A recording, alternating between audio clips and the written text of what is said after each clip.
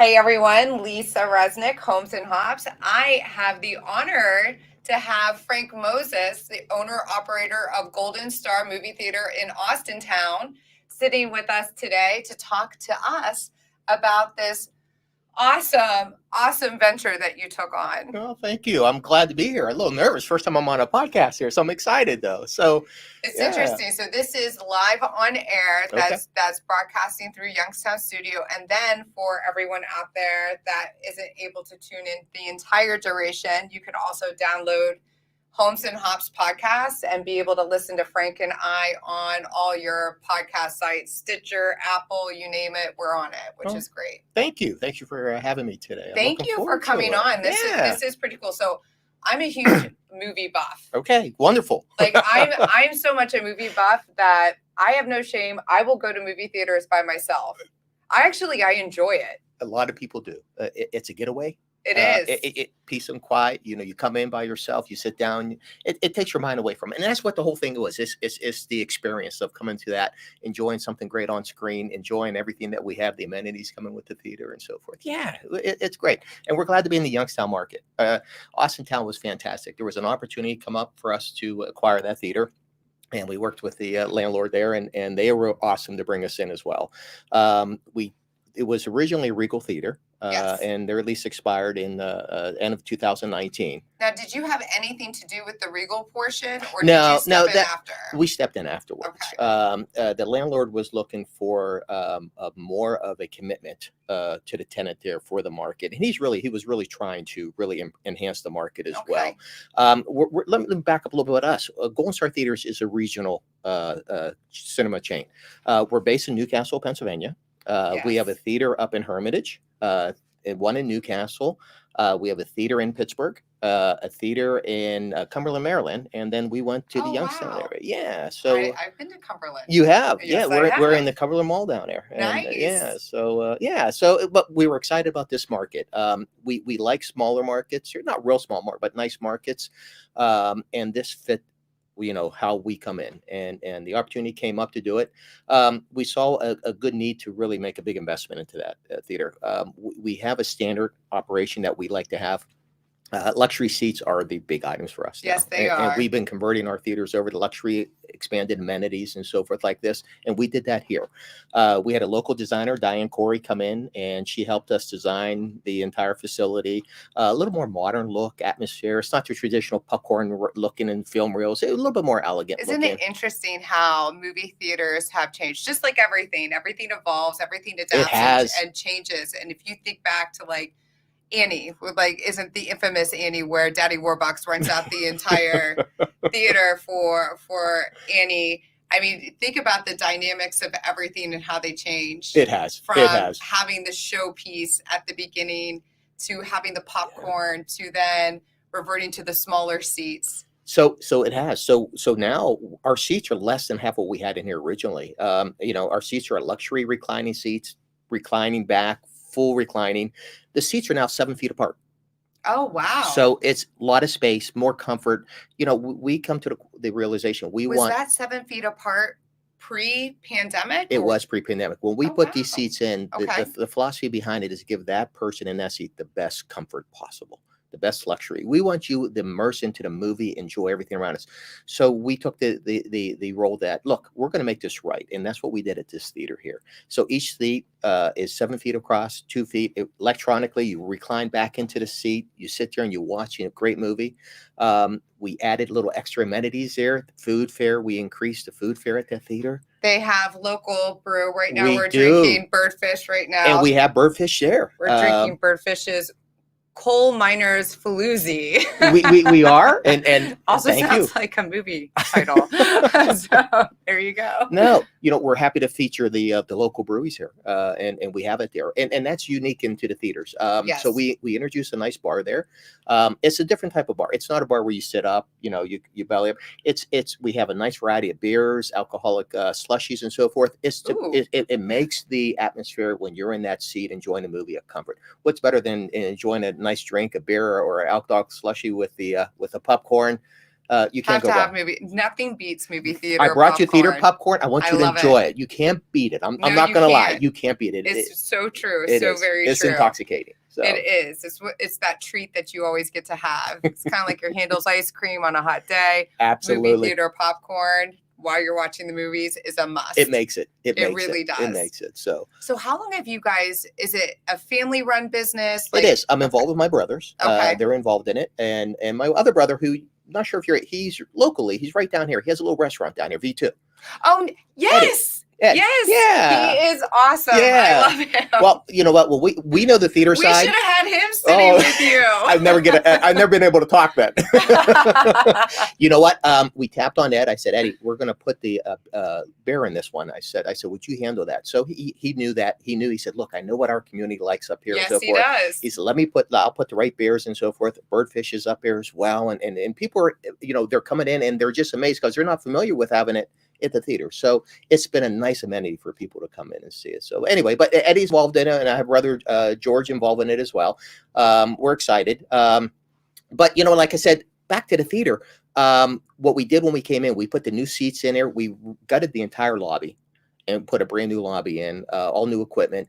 And then we put all new projection in. We put the new sound system, 7.1 Dolby into it. It's the highest sound system other than the Atmos you can put in. I didn't even think about the electronics and the technology even. Well, in our industry, about 8 years ago, we went from our original 35mm film to all digital. So, which has been fantastic for our industry because it gives us the best quality picture on the screen every show.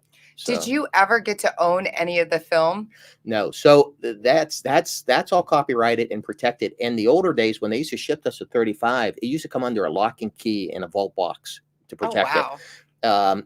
Had to go right back to the film vaults. But now all our film is digitally downloaded, satellite. So the film companies will satellite the film over to us. I can't even imagine the capacity that you would have to have on your server to be able to download. It's all computerized now. We have racks of servers, racks of sounds. It's all computerized. You could operate the entire theater. It is. You could operate the entire theater from an iPad. You know what I mean? That's amazing. It's just so technology. They just embraced it and has done fantastic for us. So, but now our films are satellite over. They're downloaded, and then they're played through the computer system, through the screen, through the projectors on the screen. So now, I've always wondered what it takes to select the movies that you air in your theaters and everything that goes around that, because there is on the business end the costs and everything that are associated with it. You're thinking about the turnaround of what's going to drive people in. And then I'm assuming that when it comes up to award season, some of these other movie prices are probably a little bit higher than normally would be. Well, in the movie industry, the highest films cost to us is what they call the tent poles. It'll be big Marvel movies. It'll be the big, the Disney movies. It's the high end, high impact movies and so forth, which is usually released during the summertime, when the kids are out of school. So the movie company follow the release when the kids are out of school. That's when they bring out the big action and so forth. Those are the high end movies, that have a higher cost coming into the, that we pay on it and so forth. The trouble we have is there's so many movies. There's so many movies, more than what people could realize. There are. And it's hard to pick what. Now, we know the big movies, what's going to be out there and everybody wants to see it, but there's a lot of the Marvel movies, there's tons of those, but there's a lot of good quality movies also that are hard to get. Movies are brought out and distributed based on the market size. And in a market like Youngstown, some of them, we get most of the movies, but there's a good amount of movies we have to fight for because the film company says, look, we're at the limited release. We don't think that movie might be as big in your market, but yet we know by our hearts that, hey, there's a demand for that in here. So we have a film booker who negotiates with the studios on our behalf. And there's a film booker? We have a film booker. Yeah. That would be fun. He does an awesome job. He's on with the film companies. He has representative from all the film companies, and he's on the phone daily with them. Talking. How do you choose your film booker?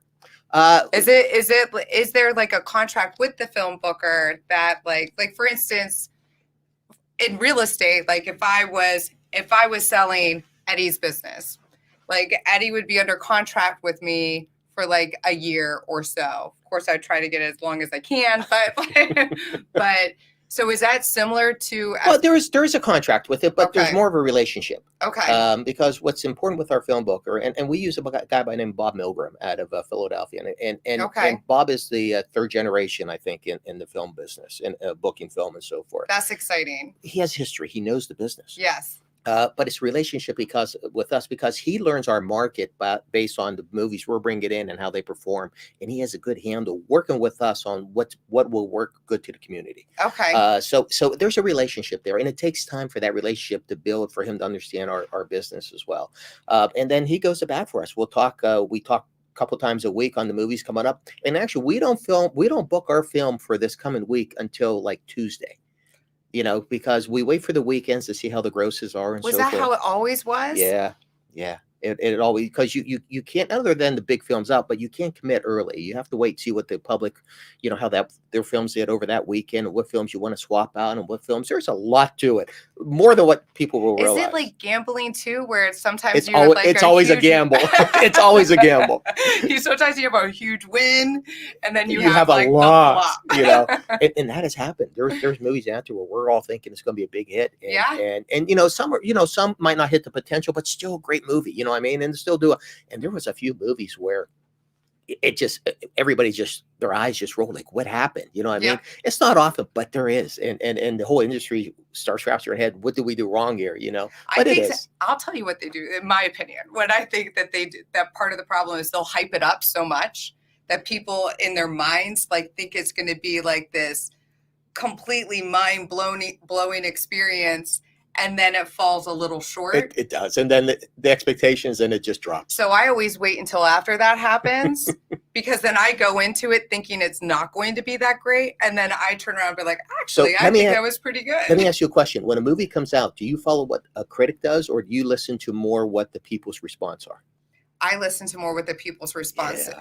I honestly don't follow the film critics enough when it comes to the movie. Not to say that I don't enjoy listening to the commentary, but no, I usually do the people's response. And I do too, and I think a lot of people do that. Where critics might, look at a movie a little different, so people will take a different view on it. Yes. And sometimes that view falls more in line maybe with what you and I are looking at as well. Exactly. So, yeah. Because I think a lot of times they're looking at more in-depth detail about a storyline, developing of characters, what technology are they using, the cinematography and everything like that. Well, I'm looking for entertainment. It's just pure entertainment. Get me away from it. That's what I want. Sometimes I just want to escape from what's happening in the real world, and that's what I'm there for. And that's what we're seeing now again. I mean, the pandemic been tough on everybody, and it has been. What I was telling you, we took over in That's what I was about to say. We took over. Perfect transition to actually when you acquired the building. We took over January 2nd, 2020. And we started construction, and the intent was to be open April 1st. And we knew we had the timeline, we had everything. I said, we usually could make that type of timeline. Pandemic hit, and everything just shut down. Oh yeah. And everybody was in the same boat. And it was a challenge. It was a challenge. We were still committed. We knew, we'll get through all this. We finally opened up September 1st.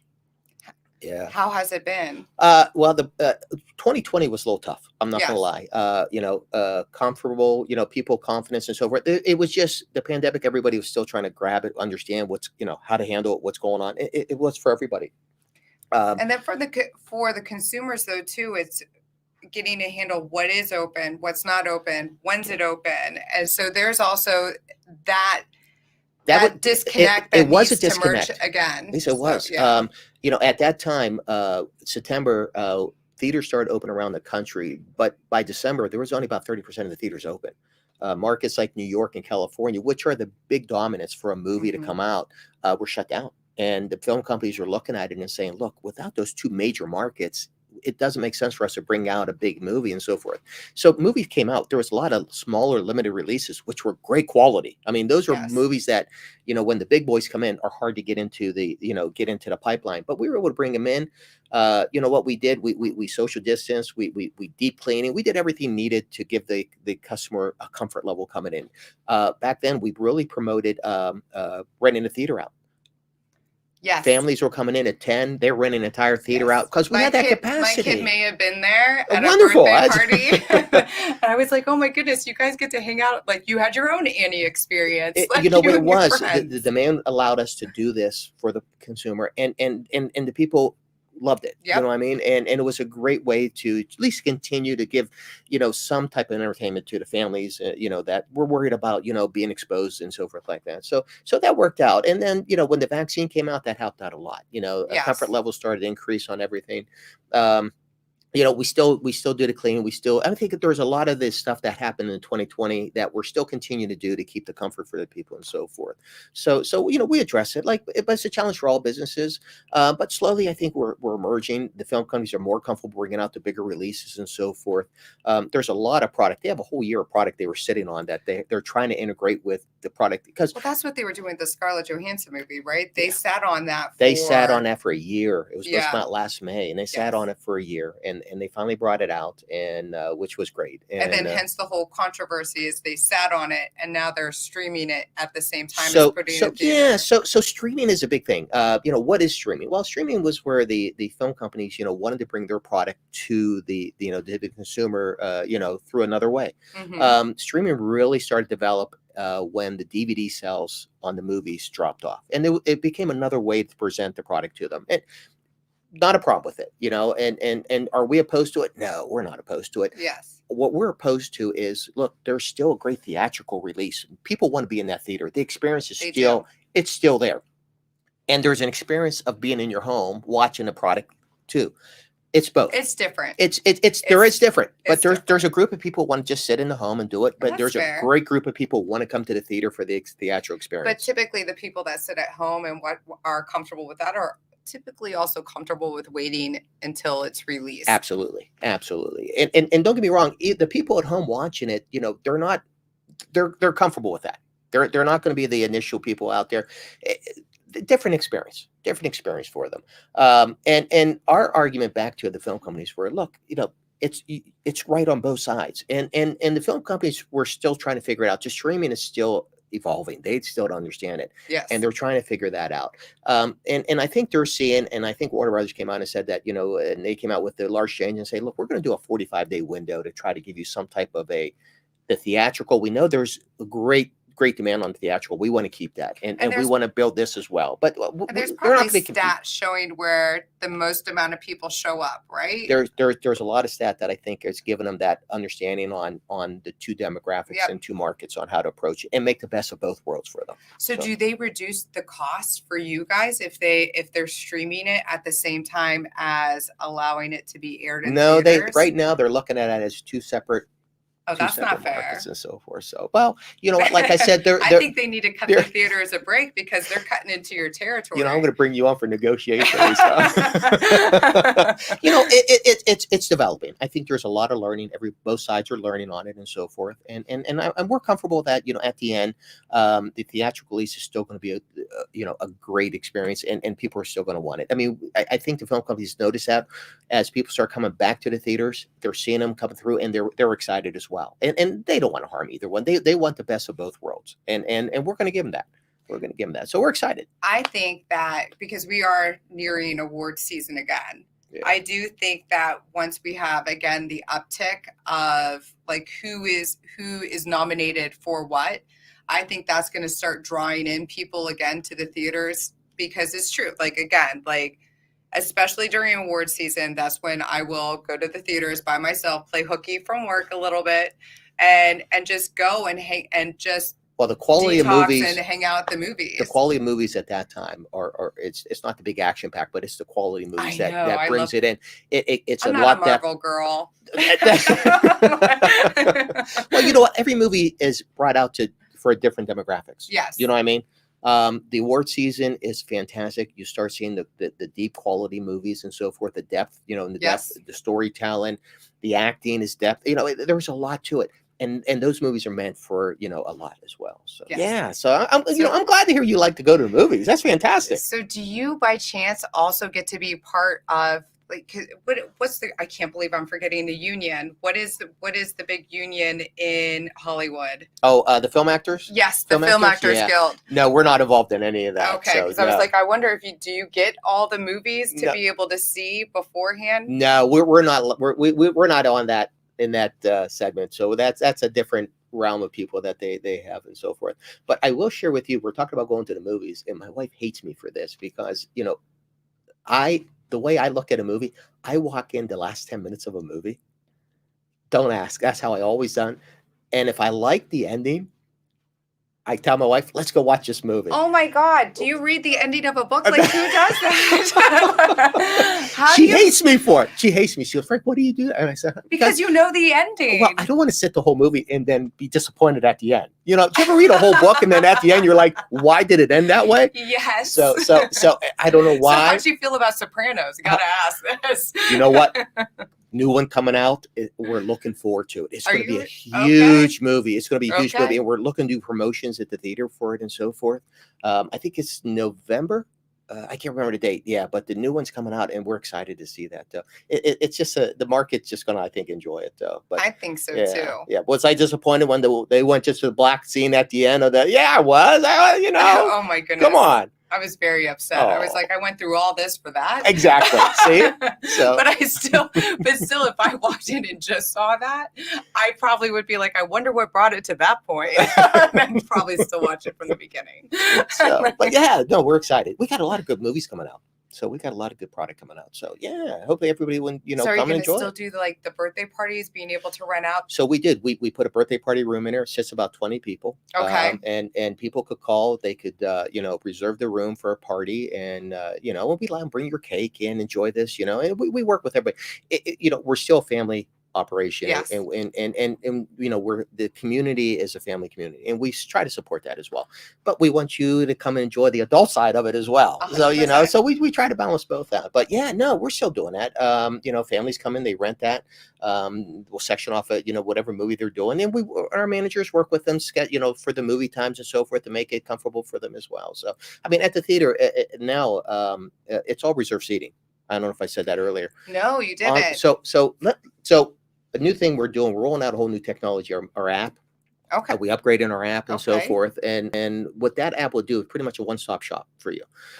Buy your tickets online. You can even going to do concessions, loyalty is tracked online and so forth. You could purchase your concessions. We're going to do that. Yeah. So last year we learned that people wanted more convenience. They might not want to stand in line. They want the convenience to just walk right in and walk right to the theater. You're very accommodating. I'm so much more the other way. I'd be like, stand in line and wait. No.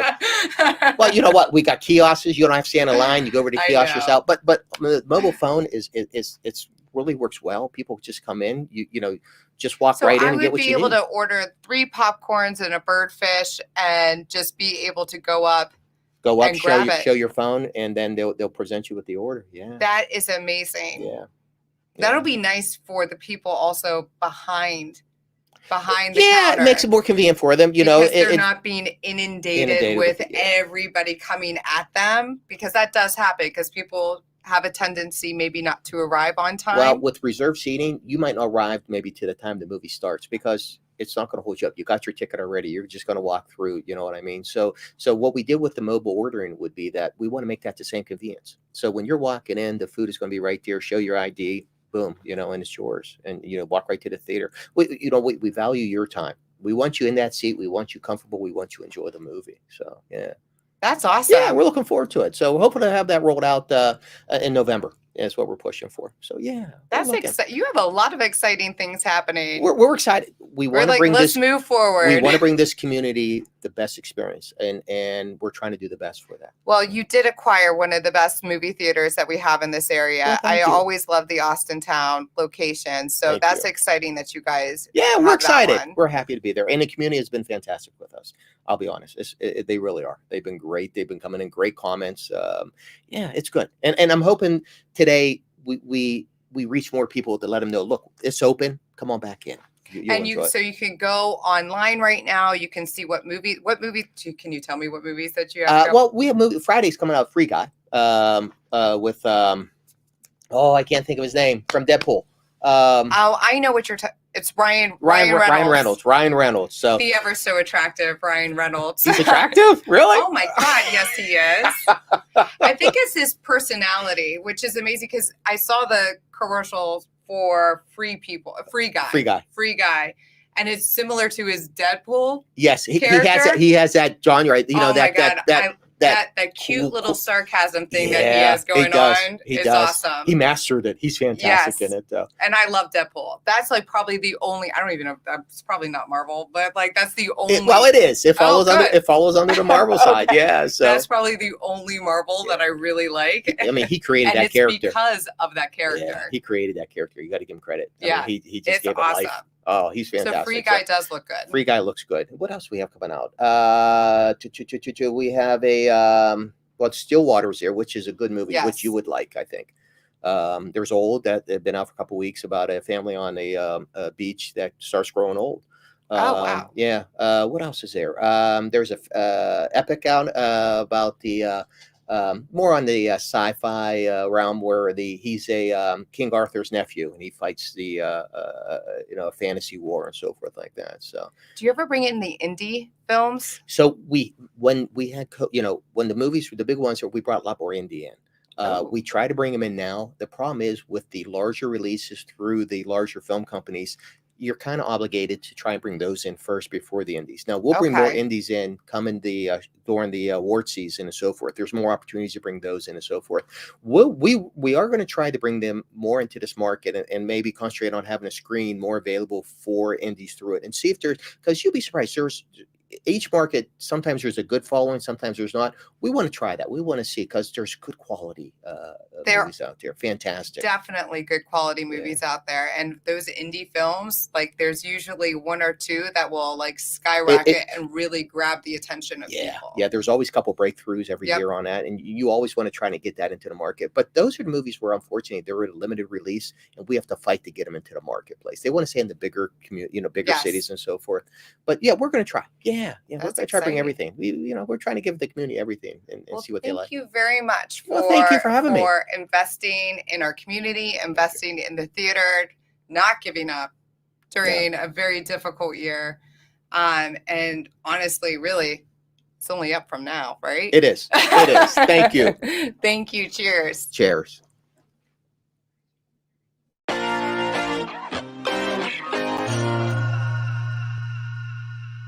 Homes and Hops is proudly supported by Platt Insurance, your local independent insurance agency offering auto, home, life, business, and farm insurance.